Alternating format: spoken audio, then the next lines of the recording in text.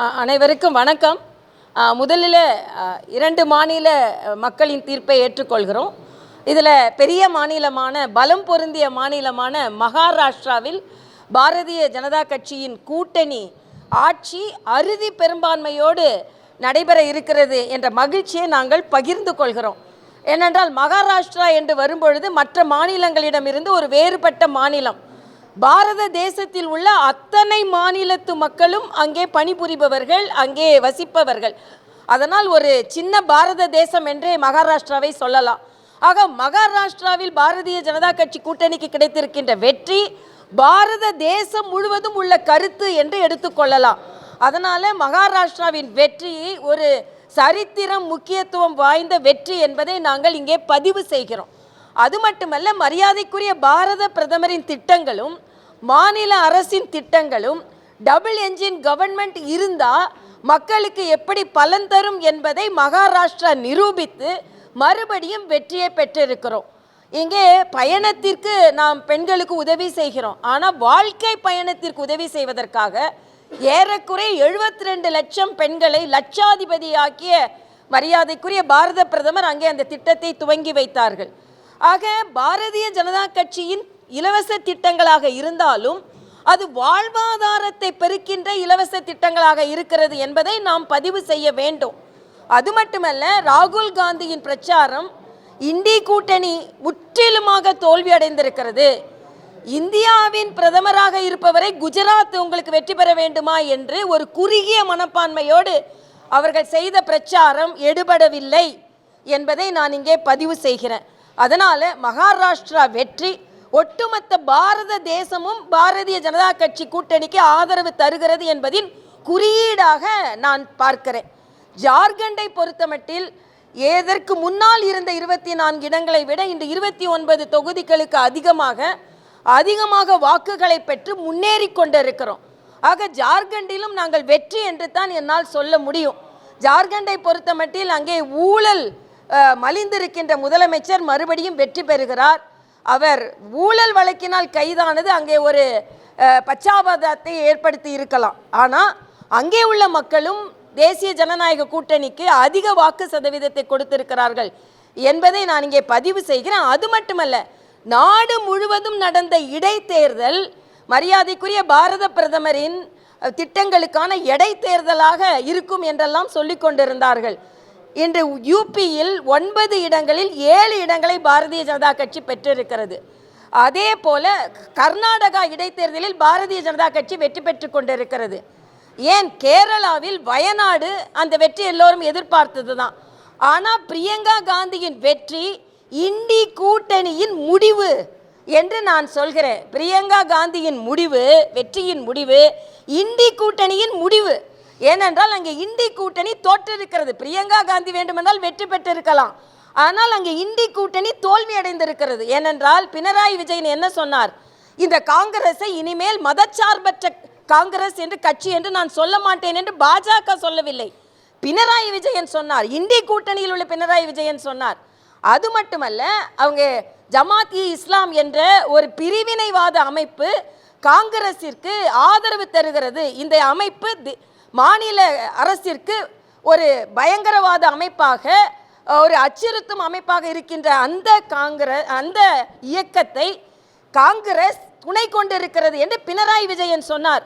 ஆக மதவாத கட்சி என்றால் இனிமேல் காங்கிரஸ் தான் மதவாத கட்சி என்ற முத்திரை குத்தப்பட வேண்டும் என்பதை நாம் சொல்லவில்லை, பினராயி விஜயன் சொல்லி இருக்கிறார்.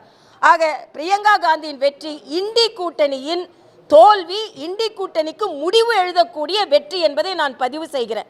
ஏதோ பிரியங்கா காந்தி பாராளுமன்றத்திற்கு போன உடனே இது வாரிசு அரசியலின் அப்பட்டமான வெளிப்பாடு. 3 பேர் அங்கே பாராளுமன்றத்தில் இருக்க போகிறார்கள் என்பது மட்டுமல்ல, அங்கே வயநாடில் அவர்கள் வெற்றி பெற்றார்கள். எப்படி வெற்றி பெற்றார்கள் என்று மக்களுக்கு எல்லாருக்கும் தெரியும். ஆனால் ராகுல் காந்தி அந்த வயநாடு மக்களை ஏமாற்றினார். அந்த மக்கள் மறுபடியும் வாக்களித்திருக்கிறார்கள் என்றால் எந்த தொகுதியாக இருந்தாலும் மக்களின் தீர்ப்பை ஏற்றுக்கொள்கிறோம். ஆனால் இது வாங்கப்பட்ட வெற்றி என்பதும் அந்த கூட்டணியின் பிரிவினையை ஏற்படுத்தி வாங்கப்பட்ட வெற்றி என்பதையும் நான் இங்கே பதிவு செய்கிறேன். இல்லை, பாரத் இப்போது ஒன்றை தான் நான் மக்களுக்கு சொல்லிக்கொள்ள ஆசைப்படுகிறேன். எல்லா மாநிலங்களிலும் பாரதிய ஜனதா கட்சி மீது நம்பிக்கை வைத்து, மரியாதைக்குரிய பாரத பிரதமர் அவர்களின் திட்டங்களின் மீது நம்பிக்கை வைத்து மக்கள் வாக்களிக்கிறார்கள். அந்த நம்பிக்கையை தமிழக மக்களும் பெற வேண்டும் என்பது எங்களது கோரிக்கை. 2026 அந்த நம்பிக்கையை வைத்து எங்களுக்கு நிச்சயமாக வெற்றி கிடைக்கும் என்று நாங்கள் நினைக்கிறோம். ஏனென்றால் இன்று நான் ஏற்கனவே சொன்ன மாதிரி மத்திய மாநில அரசுகள் ஒரே ஆட்சியாக இருந்தால் அந்த மாநிலத்திற்கு எவ்வளவு நல்லது கிடைக்கும் என்பதை மகாராஷ்டிரா நிரூபித்திருக்கிறது. ஆனால் இங்கே மரியாதைக்குரிய முதலமைச்சர் என்ன சொல்றார் என்றால், மென்மையாக பேசாதீர்கள், பாராளுமன்றத்தில் போய் வன்மையாக பேசுங்கள். பேசிக்கிட்டே இருக்க வேண்டியதான், நீங்க ஒன்றும் நீங்க செய்ய முடியாது. இதைத்தான் நான் சொல்றேன். அதாவது இங்க 40 பேர் போய் பேசிக்கிட்டே இருக்க வேண்டியது, கத்திக்கிட்டே இருக்கலாம், நீங்க வேற எதுவும் சாதிக்க முடியாது. இங்கே முதலில் இருந்தே முதலமைச்சர் ஒரு மோதல் போக்கை கொண்டு வர வேண்டும் என்று நினைக்கிறார். அந்த மோதல் போக்கு தமிழகத்திற்கு எந்த விதத்திலும் பலன் தராது. ஆனால் நீங்கள் மோதல் போக்கை கடைபிடித்தால் கூட 187 கோடி நமது தூத்துக்குடி துறைமுகத்திற்கு, 85 கோடி நமது சென்னை துறைமுகத்திற்கு, அதே போல மெட்ரோ ரயில் 2வது ஃபேஸுக்கு அதற்கான முதலீடு, இப்படி மத்திய அரசு உதவி செய்து கொண்டிருக்கிறது என்பதை நான் பதிவு செய்கிறேன். ஆனால் முதலமைச்சர் எப்பொழுதுமே நீங்கள் வன்மையாக பேசுங்க, நீங்கள் இதை மாதிரி சண்டை போட்டு கொண்டிருங்க, இப்படி சொல்வதை மக்கள் புரிந்து கொண்டு, அது மட்டும் இல்லை, இன்னைக்கு மருத்துவமனைக்குள்ளே கத்தி குத்து, பள்ளிக்குள்ள கத்தி குத்து, வழக்காடு மன்ற வளாகத்துக்குள்ள கத்தி குத்து. ஆக எங்க கத்தி குத்து நடக்குமோன்னு நம்ம தமிழகத்தில் பயந்து கொண்டிருக்கின்ற ஒரு சூழ்நிலையினால் 2026 நிச்சயமாக ஆட்சி மாற்றம் ஏற்படும். அதில் பாரதிய ஜனதா கட்சி அதற்கு காரணமாக இருக்கும் என்பதை வலிமையாக பதிவு செய்கிறேன். ஏன்னா மக்கள் இன்று அச்சத்தில் வாழ வேண்டி இருக்கிறது.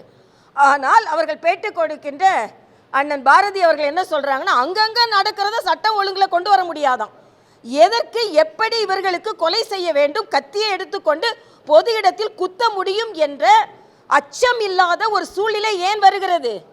இவர்கள் பின்னால் இருப்பார்கள். ஒரு மாவட்ட தலைவர், காங்கிரசின் மாவட்ட தலைவரை கொலை செய்தவர்கள் இன்று வரை கண்டுபிடிக்கவில்லை.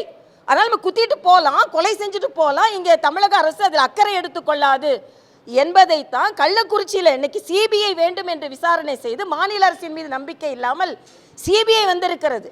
ஆக இன்னைக்கு சாதாரண கத்தி குத்துக்கு கூட சிபிஐ வந்தால் தான் கண்டுபிடிக்க முடியும் போல இருக்கு. அப்படிப்பட்ட ஒரு சூழ்நிலை தமிழகத்தில் நிலவுகிறது. அதனால் நிச்சயமாக இந்த ஆட்சி மீது, தமிழக ஆட்சி மீது மக்கள் நம்பிக்கை இழந்து கொண்டு இருக்கிறார்கள். ஒட்டுமொத்த பாரத தேசத்தில் இந்தி கூட்டணியின் மீது மக்கள் நம்பிக்கை இழந்து கொண்டு இருக்கிறார்கள். அதனால் 2026 இங்கே எப்படி மகாராஷ்டிரா வெற்றியை நாங்கள் கொண்டாடினோமோ அதே போல 2026 இதே கமலாலயத்தில் நாங்கள் பாரதிய ஜனதா கட்சியின் கூட்டணியின் வெற்றியை நாங்கள் கொண்டாடுவோம் என்று இன்று எழுதி வைத்துக் கொள்ளுங்கள் என்று நான் சொல்றேன்.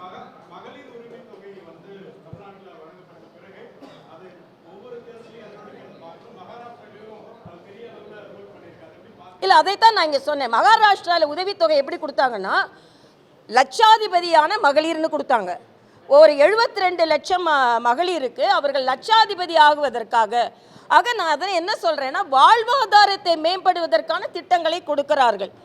அதனால் நம்ம ஒரு திட்டங்கள் என்பது அந்த நேரத்தில் அவங்களுக்கு பலன் பெற்றுவிட்டு அந்த நேரத்தில் இல்லாமல் நீங்கள் வாழ்வாதாரத்தை பெருக்குவதற்கான திட்டங்களாக கொடுக்க வேண்டும். அதைத்தான் மகாராஷ்டிரா செய்திருக்கிறது.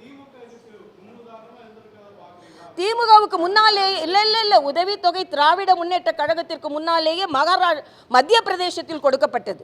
அதனால் இது திமுக வேணால் வேற எங்கெங்கிருந்துல எடுத்திருக்கலாமே தவிர திமுகலேருந்து மற்றவங்க எடுத்தாங்கன்னு என்னால் சொல்ல முடியாது. 2026 ஆட்சியில் பாஜக பங்கு பெறும், இதை நான் தெளிவாக சொல்கிறேன். நன்றிப்பா, நன்றி.